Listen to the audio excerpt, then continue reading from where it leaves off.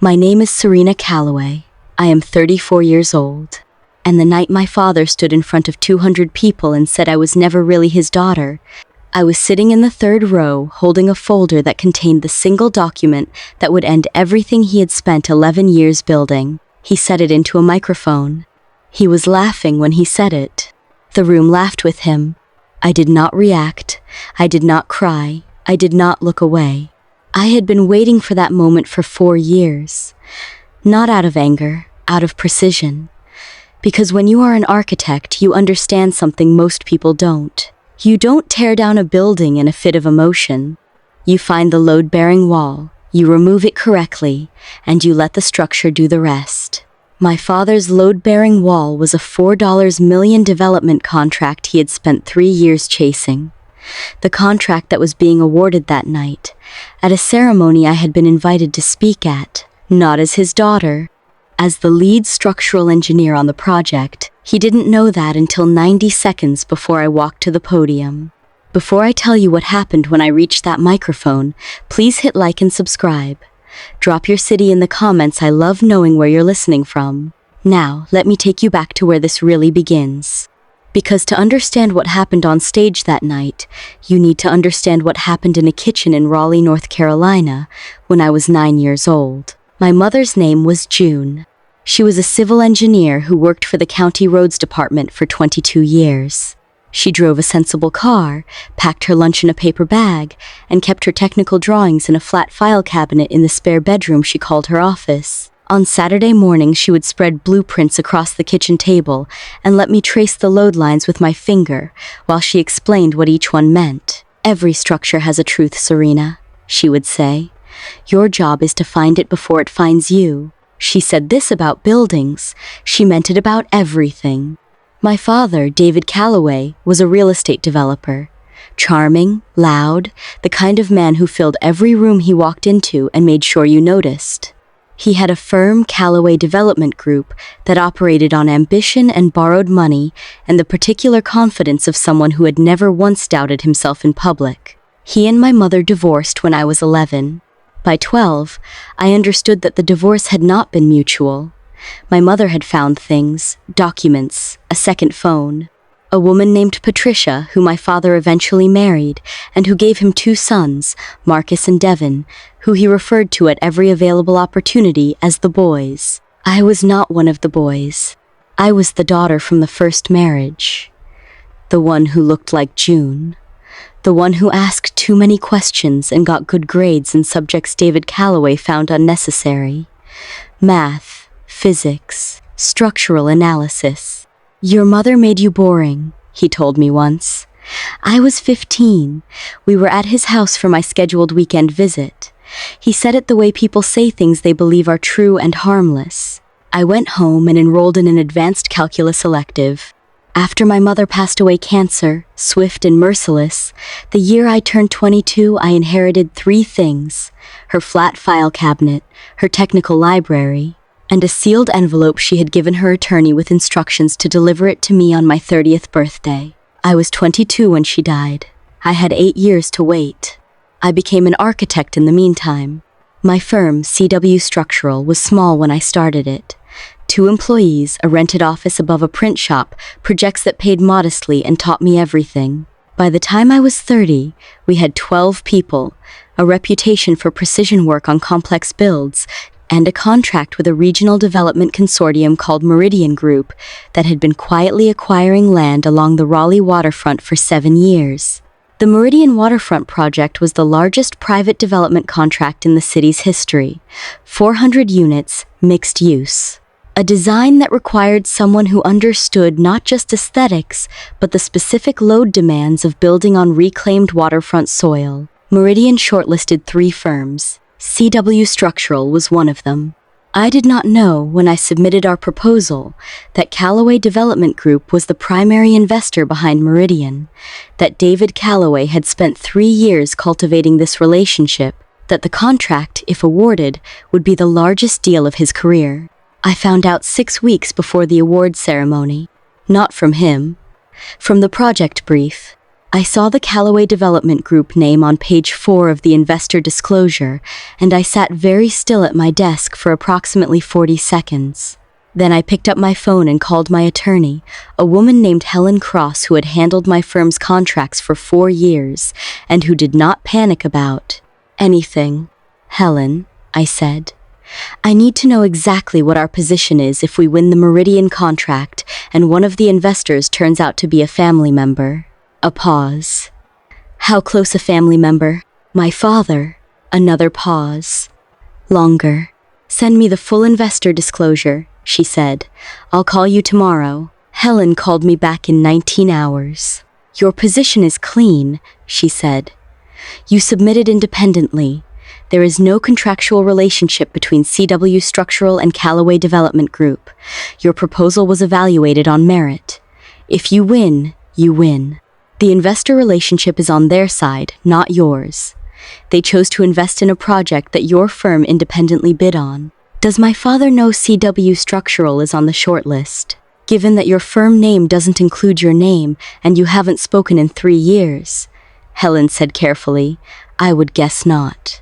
I want to stop here and ask you something. Have you ever been in a position where you could have walked away from something cleanly and you chose to stay because walking away would have meant letting someone's assumption about you go unchallenged? Tell me in the comments. Because that is exactly where I stood the week before the Meridian ceremony, and I want to be honest, the decision I made was not easy, but it was correct. Stay with me. On my 30th birthday, 8 years after my mother died, her attorney called. His name was Bernard Okafor. He had a quiet office on the east side of the city and a manner that reminded me of someone who had seen enough of human nature to be unsurprised by most of it. He handed me the envelope across his desk. My mother's handwriting on the front. My name in blue ink. Inside, 2 things. The first was a letter. 4 pages, front and back, written in her careful engineer's hand. I will not read it to you in full because some things belong only to the person they were written for. But I will tell you what the last paragraph said because it is the reason I did what I did on that stage. You were made from the best of both of us, Serena. What your father never understood is that the qualities he dismissed in you, the patience, the precision, the willingness to do the work nobody watches, are the same qualities that build things that last. He builds for the sale, you build for the structure. One day that difference will be visible to everyone in the same room. When it is, I hope you are standing. The second thing in the envelope was a document. ADN test, conducted privately, certified, dated the year of the divorce. My mother had known. She had always known. She had kept it not as a weapon, but as a record.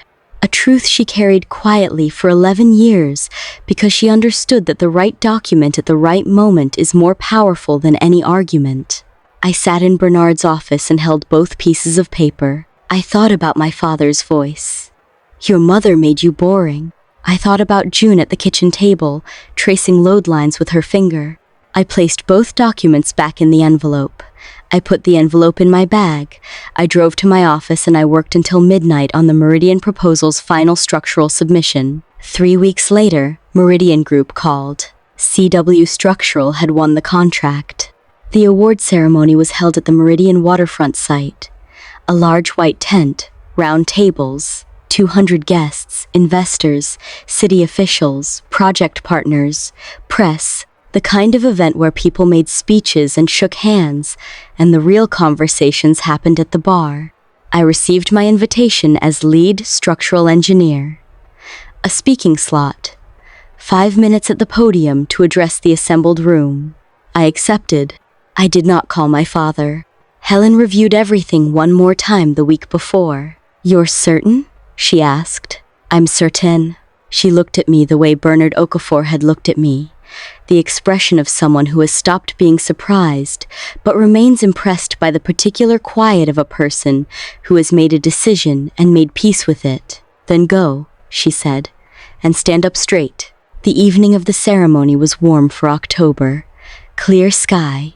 The waterfront lit with string lights that reflected off the water in long wavering lines. I arrived at 6, 45 inches a charcoal blazer and my mother's pearl earrings. I checked in at the registration table. I found my seat third row, aisle, exactly where I had requested. I did not look for my father immediately. I didn't need to. He found me. I heard him before I saw him.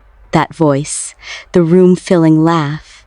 And then, from somewhere to my left, a pause in the laugh. A beat of silence that lasted precisely as long as it takes a person to recognize a face they did not expect to see. Serena. I turned. David Calloway at 61 looked like a slightly deflated version of the man I remembered. The confidence was still there, the posture, the suit. But something had settled in his face that hadn't been there when I was 15. He recovered quickly. He always did. "What are you doing here?" "I'm speaking tonight," I said. A flicker. Speaking. "I'm the lead structural engineer on the Meridian project." The flicker became something else. Something that moved through calculation and arrived at dismissal. "W structural," he said slowly, like he was placing a piece he hadn't seen coming. "That's you." "That's me." He looked at me for a long moment. Then he laughed. Not the room-filling one. Something smaller. Private. The laugh of a man rearranging his understanding of a situation and deciding it doesn't change anything. "Well?" he said. "Small world." He walked away to find his table. I sat down. I placed my folder on my lap. I looked at the stage. The program began at 7. Speeches from the city councilwoman, the Meridian Group chairman, a project overview from the lead architect, then the contract award, then me. I watched my father at his table. Front row. Marcus and Devon on either side of him. Patricia beside Devon.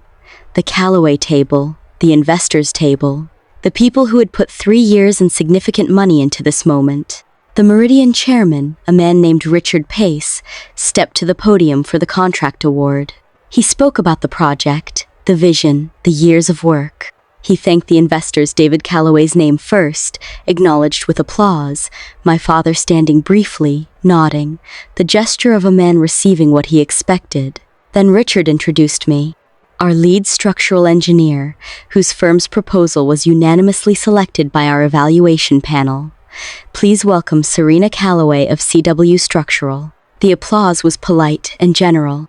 I stood. I walked to the stage. I set my folder on the podium. I looked out at 200 people. I found my father's face in the front row. He was smiling. The comfortable smile of a man who had decided this was going to be a fine evening after all. His daughter, doing well, reflected credit. The Calloway name on the project in 2 different ways. I opened my folder. I looked down at the first page. Then I looked back up, and I said what I had prepared to say.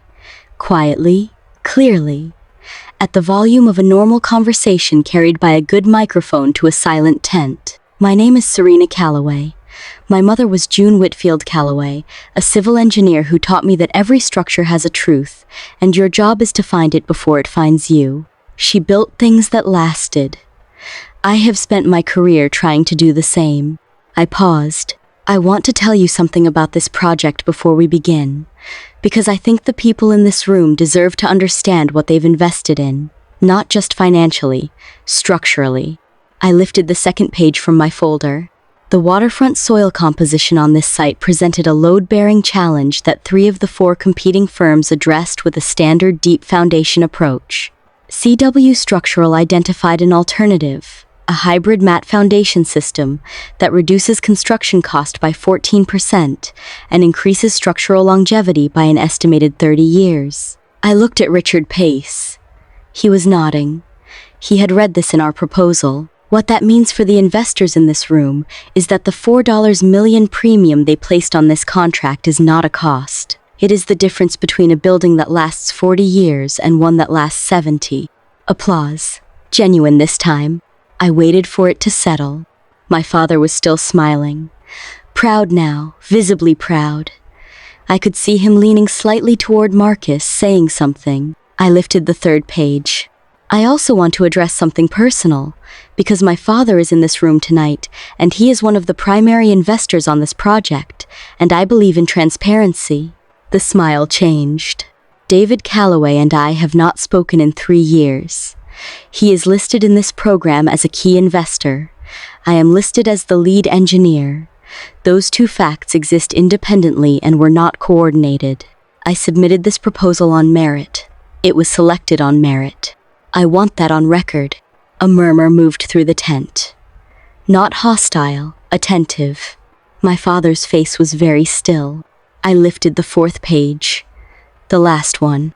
My father said something to me once that I have thought about many times since. He said my mother made me boring. He meant it as a criticism.